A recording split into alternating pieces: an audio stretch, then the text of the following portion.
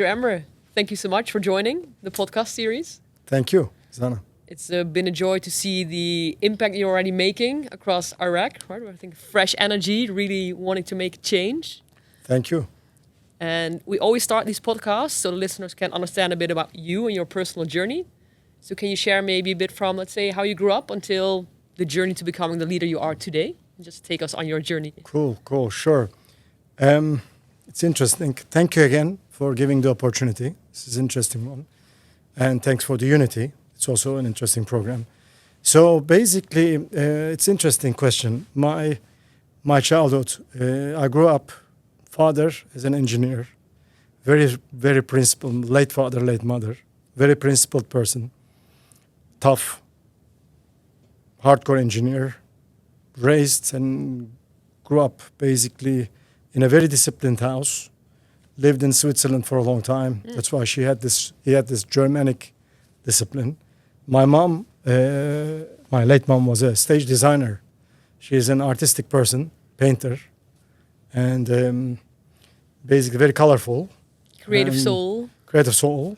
And a lot of actors and actresses in our house because of her theater business in Turkey. And I had a second mom, I call her, second late mom. Yeah.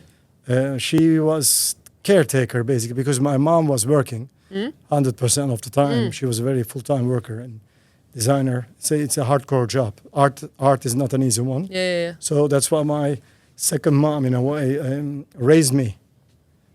She's a village from Anatolia. Yeah. And that's why this is the humane touch, I can tell you. And then I had a crazy sister, very smart, high IQ, and a lot of color, a very principled person. But these are the four elements, basically, when I was growing up, really shaped me in my house.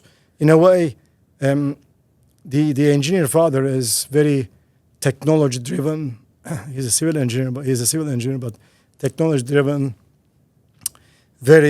very much hardcore, yes or no's. Black and white. Black and white. If you ask me the color, it's going to be gray. Yeah. Then my mom with the actors and actresses, very colorful. If you tell me to pick one color, maybe red or maybe pinkish. A lot of colors there. And then my second mom is more like humanitarian touch, humane touch. Yeah. Giving me a lot of, helping people, helping animals, kind of emotions, a lot of cries. When you don't achieve something, you cry and you kind of talk to yourself, a lot of coming from her. And then the crazy side coming a bit from my sister because we were fighting a lot and the crazy. Basically, this is why when I was growing up, I always wanted to be an engineer, but also my other side always wanted to be an artist at the same time. So I was a good student, very dedicated, coming from my father, but at the same time very crazy and very colorful, coming from the other side. Yeah. And at the same time, I was very helpful to my friends and a real person. I can say one word pick about yourself. Yeah. I can say real. Because authentic, real. Yeah. What you see is what you get. I don't take grudges or I don't backstab. I just tell your face and I like confrontation. It's all about, more like, in a way, in my roots. Then in the university, I studied computer engineering. At some point, very hardcore, but at the same time, in the second year, we got into the conservatory. And I studied, I was also an opera singer, lyric baritone, basically myself. So I was always, and also I was painting a lot. So this artistic side and the technical side. Duality, but it's kind of in a way, tearing me apart at some point. Yeah. But also giving me a lot of boost and power because I was very people-oriented person. But at the same time, I'm a nerd programmer. Yeah. But also I was a nerd artist because you need to be a nerd in order to paint certain things. And I was continuously singing. This was my life. I can portray during my university years. And then I did my master's, basically, and I decided to become more and more business person because I needed to have money, all right? And money, unfortunately, was important, this capitalist society, so I couldn't do painting. I freeze my artistic part a bit. My guitar, my artistic opera singing star part, and I focused more and more on the engineering side and business, basically. First, I can tell you, like, first decade, I was a programmer. Okay. Hardcore technology, IT, programmer type guy, C, C++, Pascal. These are the programming languages. Then I joined, in the second decade, I joined consulting companies, A.T. Kearney and McKinsey. Yeah. Basically, I was in the US, moved to the US with the family. My daughter grew up in the US, basically. And I was always like this business person, you know. I forgot my artistic part in the second decade. And then my third decade started when I came back from the US and joined Oje Telecom before Zain. I was traveling all around the world, basically, as a consultant and as a company strategist. Different countries, South Africa, Turkey, Europe, Belgium, Netherlands. Yeah. I work with, I think, 13 different... I lived in 13 cities so far, 13 homes. And sometimes I don't even know that, now I'm in Baghdad, new home. Yeah. I was in Beirut like a couple of years back. And before I was in Kuwait, then Dubai. And then I joined 2013, end of 2013, 2014, Zain Group, to the group, Zain Telecom Group, as the Chief Strategy and Business Development and Digital. And why did you decide to join Zain? Because I can imagine you would have a lot of opportunities with your background. It's an interesting one. A headhunter called me. He said, this is a great company. You should go and meet. I met some individuals in the company. I really liked it. It was a good opportunity as the group, because group is a good group and big group in a regional, one of the leading telecom operators in the region. I said, you know what, it's a good opportunity. Let me join. So 11 years, first 3-4 years I was in the group, then 7 years in Lebanon, now almost 7 months now in Baghdad. First group strategy, then Lebanon's CEO, and now Iraq CEO. My journey still continues. And it's very interesting because I think Zain, later on, 11 years now, I really found my childhood in Zain, in a way. It's more technical and artistic at the same time. Okay. Yeah. There is this spirit and soul, ruh, we call it in Arabic, in Zain. Because it's a living organization. It's very people focused, very relationship based, but at the same time very technical and very nerdy, very financial driven, very strategy driven organization. So I enjoyed. This is like the summary of my life from childhood. I think it's a beautiful journey, right? And I can imagine, indeed, let's say the artistic side and the engineering side, indeed, sometimes feeling like sort of in a squeeze, right? And also connecting to, hey, the impact maybe you want to make on the world. And I think it's also a bridge to where we talk about, of course, the, let's say, human-centric side, right? You already mentioned the people side of Zain. Because I think one of the key things that you feel are really important, also when you started in Iraq, is, let's say, to embrace culture, right? And culture transformation. Can you share a bit of what does it mean to you and why do you feel that it's relevant for Zain, but I think for any other business? Look, in the end of the day, yes, we are a telecom operator, right? But we are in the transformational phase now, telecom to digital, telecom to technology. Even they call it telco to techco, all this new terminology. But in the end of the day, the essence is still a human being. And if you lose your touch with anybody, either your employees or your customers, you're out of nowhere, right? So for me, always, my primary goal was to maintain my human touch.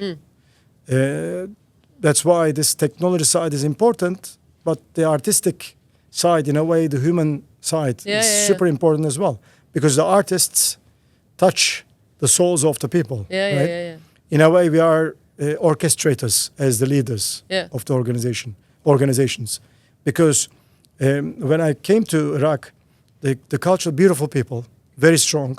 I know Iraq team last 11 years. One of the strongest in the Zain Group family, I would say. And I immediately associated with them because I'm a real person. When I talk from my heart and mind at the same time. It's not like diplomatic or it's not bureaucratic. It is more like what you see is what you get. I do everything in this manner. I fight with my heart. I tell your face. It's a bit Dutch style, right? In a way. Very direct. Yeah, so direct. I like it because direct communication basically is going to prevent all the blah, blah, blah. tragedies and accidents later on. When I found that with the Iraqi people, I also kind of associated in the same on this term, and we built rapport.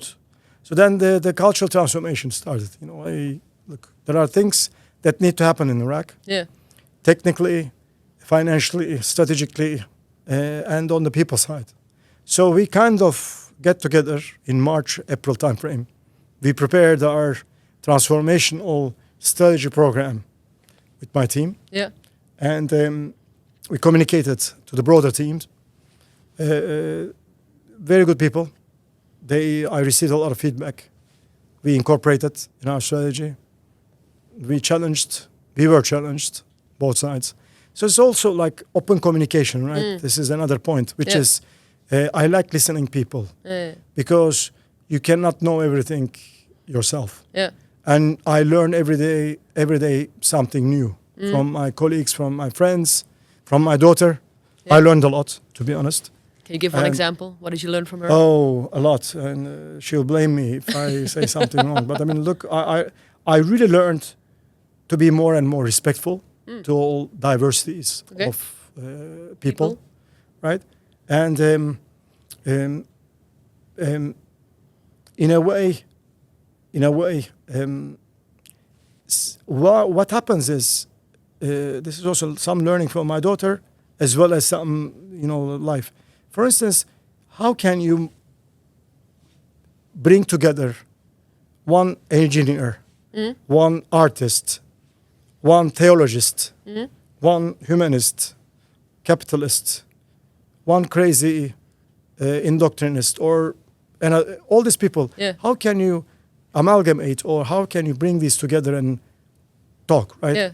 So you need to respect different diversities, different opinions, and you really need to respect in a non-sarcastic way, not window dressing, non-sarcastic, sincerely, samimi, sincerely from your heart. And if you can do that, if the person thinks that you are really listening to the person, right, then sky is the limit, because in the end I'm genuine. I'm listening to you.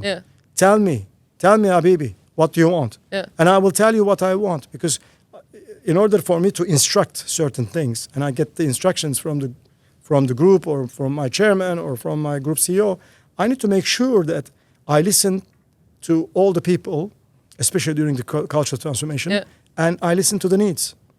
Listen to the needs of the customers, listen to the needs of my team, my employees, my heart, because I'm spending almost all the weekends and every day with my team in Baghdad. So I need to really learn and understand what they want. I need to travel. I had to travel. I was in Kurdistan last week, in Erbil. Amazing people, but they have needs, and they are screaming their needs. Somebody needs to hear them. And I should be the one, right? Because, again, I'm an artist. So an artist needs to understand the sensitivities of the world, and in order for me to draw, right, I need to understand what they are talking about. Or have the correct orchestra, right, with all the different players. Orchestra, exactly. I cannot tell, hey, pianist, do this, and then violinist, stop, right? I need to. So in a way, this is the cultural transformation. It's all about listening, giving from your heart. Don't think about only science and technology and mind, but also put your heart and put your ambition and take some risks at the same time, because you need to also take some risks. And then the sky's the limit. I always tell my guys, every day is an upgrade. This is our motto now in Iraq. Every day is an upgrade. Yeah. Okay.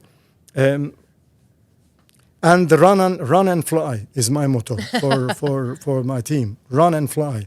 Because really, we need to start running to fly. This is the before drone. You remember the old style planes? We are still running and flying. No? Maybe in the future it's going to be drone-wise everything. But today, we still need to run. So when I came to Iraq, it was a bit walking organization.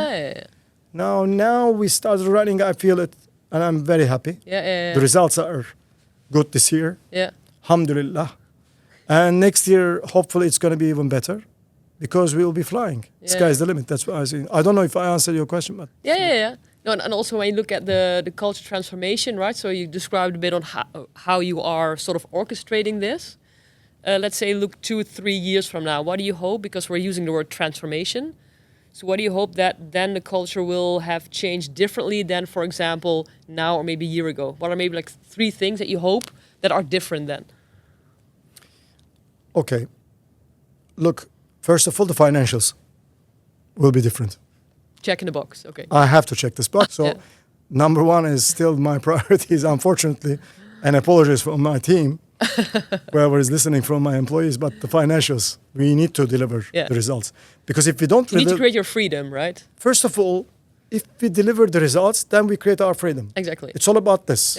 This is what I learned in a very early age. That's why I didn't become the artist day one. Now we are going to talk about after maybe Zain, but before Zain and before my life, or during my life, I always wanted to have my freedom. Freedom comes with your delivering the results. If you deliver the results, they pay you the money, and then, halas, you deliver the results again, and then this is the capitalist growing culture, right? Unfortunately. So we have to gain this. This is number 1. Number 2 is, while delivering the results, I want everybody happy. Everybody to be happy. Because only happy employees deliver great results, and only happy employees not only deliver great results, but also make happy customers.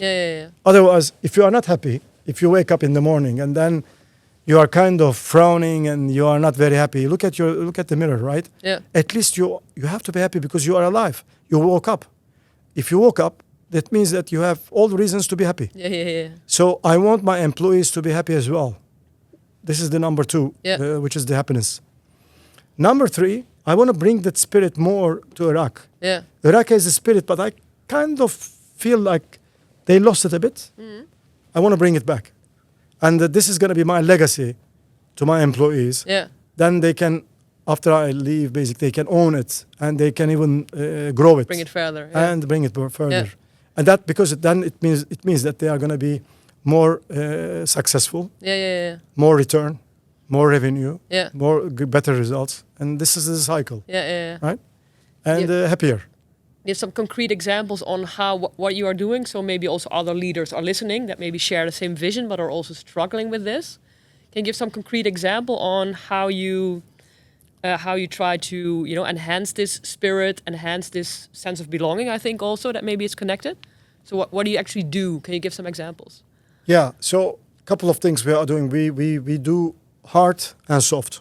All right. There are some hard metrics and soft metrics. The hard one, the easier one, in my opinion. Soft ones are the intangible ones, are the hardest things in life. That's what I discovered through time. Started with the hard. When I first joined, looked at the numbers. It was like March, April timeframe this year. I said, you know what? Strategy is missing. We need to formulate a new strategy. And we need to name it growth strategy, close the gaps, in order to boost the revenue, diversify the revenues.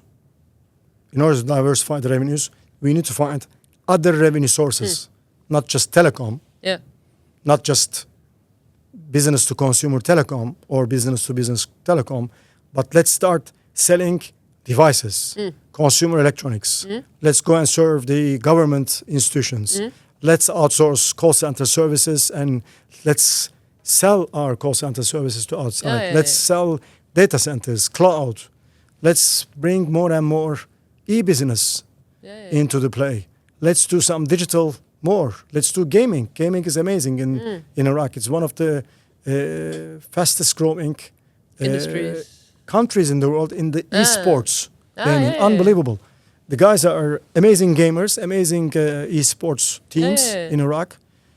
Untapped opportunity. People don't know, but like Iraq is like 45 million people. Young population, 60% of the population. Very dynamic, very smart people, and very progressive. It's coming. So, again, these are all different revenue diversification, hard metrics. Some we will try all. Some we will fail. Some will be successful. The first thing what we are doing on the hard but soft side of art is freedom.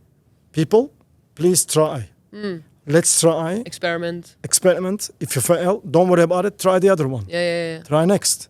Because we are going to try to sell device. We might fail. I don't know. Zain Kuwait told me the other day when I was talking to them, they tried. I have to try. Maybe it will be successful, maybe fail there. They told me. My revenue is very aggressive for next year. Right? Target is very aggressive. But these are all the hard metrics and putting some soft touch. At least the guys try to do some trial and error. If you are successful. If not, khalas, move on. Sincerely. Again, this is the heart. This is the mind, but using some heart. On the soft metrics, what we are doing, by the way, on the heart, we also, in addition to this, we defined 5 different areas of experience. Like customer experience, employee experience, service, and with you, Unity program, but also internally we, as Zain Iraq. On the soft side, I'm doing a lot. We have, with our HR team, we are doing cultural transformation. My HR team is helping me a lot because cultural transformation is going to be the new name of it. But cultural transformation, we put a lot of Unity program, a lot of heart, a lot of emotions. For instance, we have Toastmasters programs, but I'm planning to put some spirit into these programs, not just talk, but talk from your heart. Tell me about your story. I want to listen. I'm ready to listen to your. I am spending 24 hours every day in Baghdad. I am open. Hey, come to me. Tell me about your story. Tell me why you are feeling bad, and then I will try to find a formula for you to be happy. The next day. Other bunch of people. I am trying to listen as much as I can. Plus, I think I'm trying to convert the organization to a listening organization rather than just talking organization. Because listening organizations, it's an organization. It's like a living organism in a way. If you are a listening person, you will be liked. You know, the listeners are liked more than the talkers in general. Because listeners listen. And people want to tell their stories. And listeners always listen, right? So the organizations also, if you listen more, other departments, other employees, each other, respect, listen. And then we listen to the customers, corporate clients, all shareholders, group CEOs, chairmans, everybody. Then I think sky's the limit will not be a limit. Maybe then even you'll follow Elon somewhere. Exactly, somewhere. I'm going to catch it emotionally. I'm going to catch it spiritually. Right? Because I know I cannot catch him anymore after this age. But at least spiritually, hey, you see, I'm there. I think that's really nice, and also, I think at least my dream, right, is that why am I doing this for 25 years? Is that I hope that we create more or less, say, human centricity across organizations. With your history, right, also having worked for McKinsey, A.T. Kearney, you've seen a lot of different types of organizations, a lot of styles of leadership that I think are more, let's say, in the traditional side of maybe more, right, every MBA is still teaching mostly financials, not really teaching the soft side. I think there's more and more traction for that. But from your perspective, you are now also the CEO. Why do you feel that this soft side, this cultural side, is necessary to create a successful organization, to have business impact? Very interesting. When you mentioned MBA, I did my MBA is one of the top engineering schools in the US. It was MIT. Yeah. I'm a Sloan graduate. And because of the engineering, in a way, bias of the school, Yeah. school always wanted to diversify itself Ah. to become more and more communication Yeah. and soft skilled school. Because a lot of my students, my colleagues and my friends Yeah. at MIT, they are the majority is engineer. Yeah. They're all almost engineers. Yeah. And our dream always want to go to MIT. Yeah. MBA is MIT. Too much. Yeah. The school taught us how to communicate data. We Yeah. have a very important couple of courses in MIT giving us communication of data. Because the most important thing is not the statistical or the regression analysis, Yeah. but how you communicate Convey it. Yeah. to the end user or to the public or Yeah. to the listener that can resonate, right? In a simplistic way, we tried in a very early age. I learned how to simplistically. Yeah, Also, okay. McKinsey helped me, to be honest with you, Yeah, on that yeah. in the communication. The McKinsey one-on-one is the start with the communication, Yeah. like other consulting firms as well. So this was my learning after my childhood learning. Yeah. So because my mom was a stage designer, she always communicated to the audience the best costumes or best decoration of the stage or the Yeah. theater. My father used to solve the problem, and that's it. He never showed me how he solved Ah. because he was a horrible communicator. Yeah. So when I didn't understand, he was telling me, your sister learns faster. Yeah. Yes, she's smarter. How can I do? Yani, this is not, this is genetic, right? Yeah. But then I learned in a very, very early age, you need to, don't differentiate people you are smart and non-smart. Yeah. Act for the 5-year-old kid in front of you. Yeah. And as if you are teaching her the one-on-ones on anything that you do. Yeah. This is my life. Yeah. I am crystal clear in my leadership style, in Zain as well. You can ask many people in Zain. They cannot tell you that he talked, but I didn't understand anything. Yeah. This is not, it's not in my book. Yeah. I make it crystal clear. So I'm very, in a way, this thing of communication Yeah. from the heart and doing everything with the, also another point is not just the heart-to-heart communication, bringing the soft skill, communication skills to the very hardcore mathematical discipline is important. But also what is other important point is the, when you do something, do with certain aesthetic. I also learned it from my mother. Yeah. Like eating habits, Yeah. right? You don't eat, but you eat like with a Yeah. With European elegance. way, right? Something Yeah. with elegance, right? Because most of our customers also like this. They want to be respected, Yeah. and they want to use a service from an elegant, Yeah. Well designed. well designed, more elegant, Yeah. corporation. Zain Iraq, we are trying to do the same, like this. Yeah. I feel like it's Baghdad. Everybody's telling me, hey, Baghdad is a difficult city, difficult. No, beautiful city. It's where the civilization started, Mesopotamian city. And beautiful people, very smart people. They created multiple civilizations, as you know, Babylonians, Assyrians, a lot out of Mesopotamia. Sumerians, they found the writings and whatsoever. So these guys are smart genetically. So if you make them feel respected and with the elegance, with the nice aesthetic, they start buying. To be honest with you, in the last launch of our new product, Kafu, now hit in the market. We are selling like crazy. Yeah. Because it's a beautiful product. It's a bundled product. Very high elegance and aesthetic in the product. Nice advertising, full of respect. That's what I'm saying. Sky's the limit. I'm really envious because I should have joined Zain maybe Iraq 20 years ago. Seriously, now is the best time to be as a You Zainer can in Iraq. capitalize on the history that was already buzzing True. there. True. Okay, dear Emre, final question. Yeah.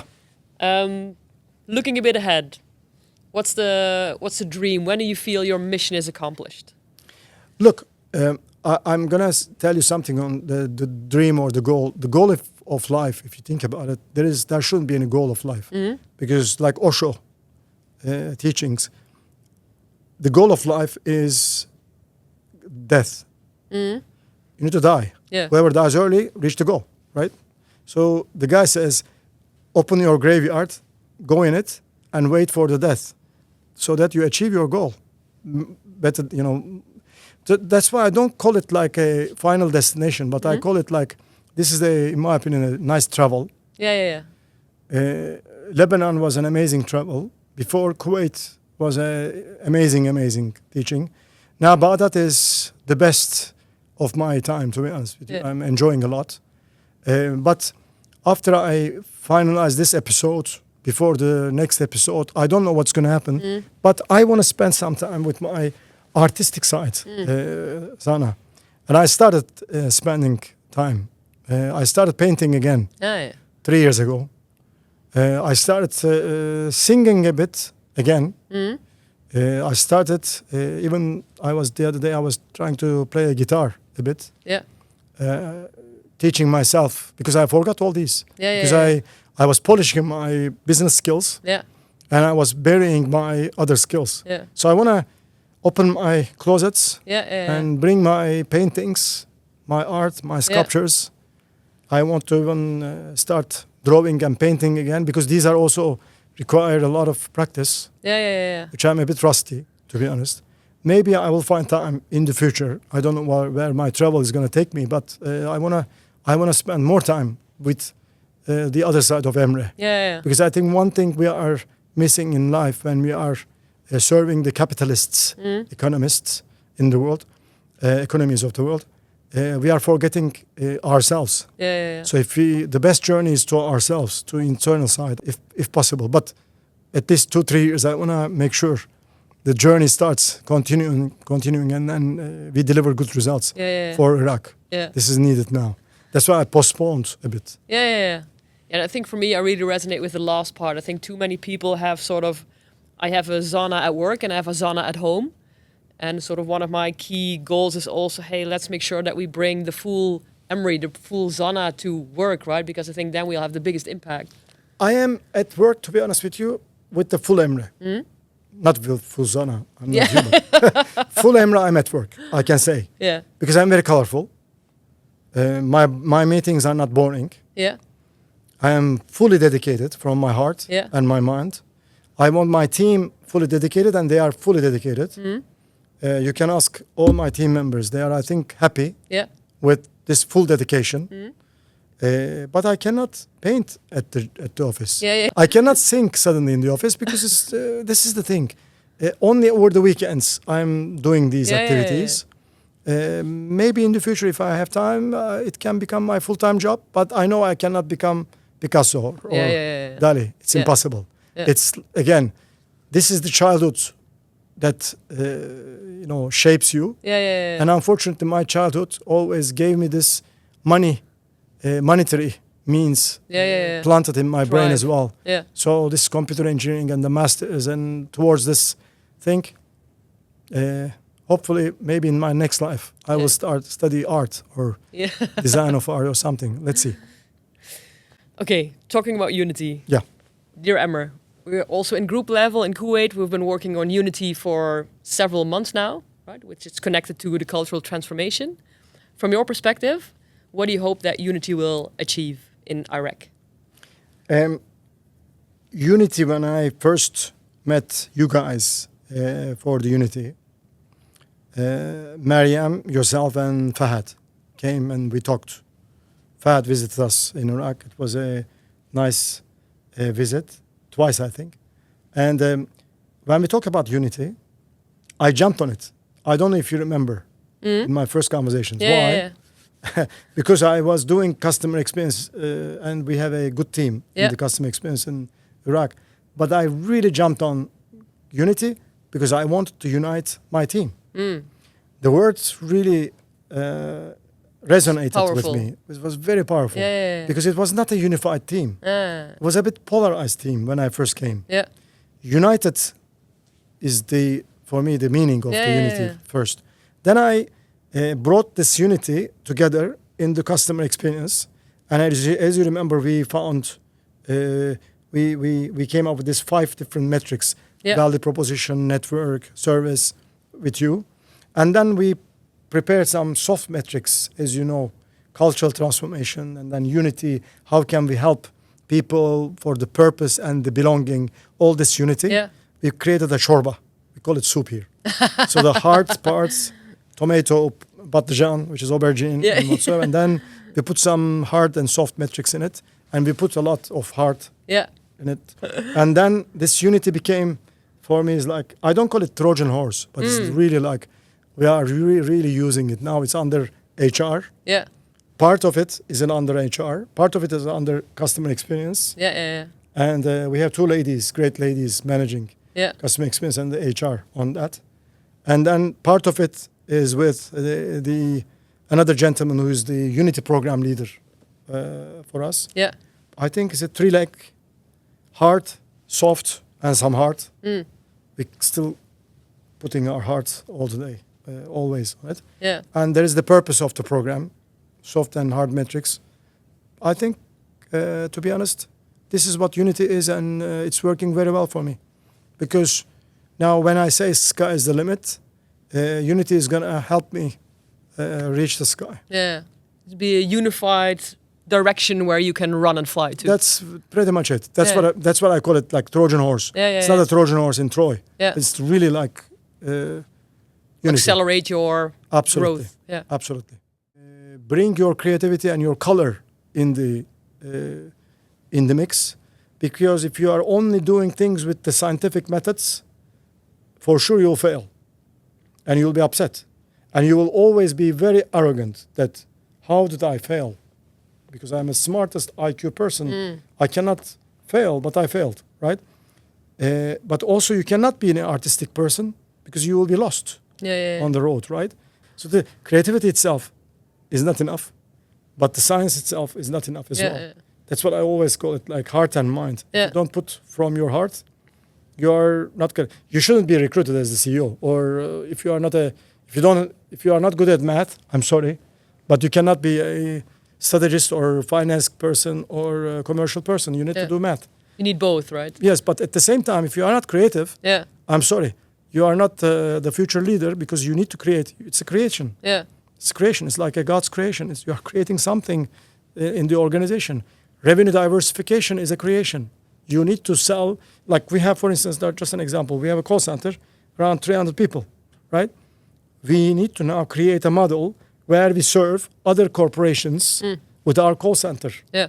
If you don't create this new revenue source, call it creation or diversification, you cannot, if you are not creative, you will lose this new revenue stream. And then you'll be stuck with the old traditional telecom revenue stream, and then you will be declining.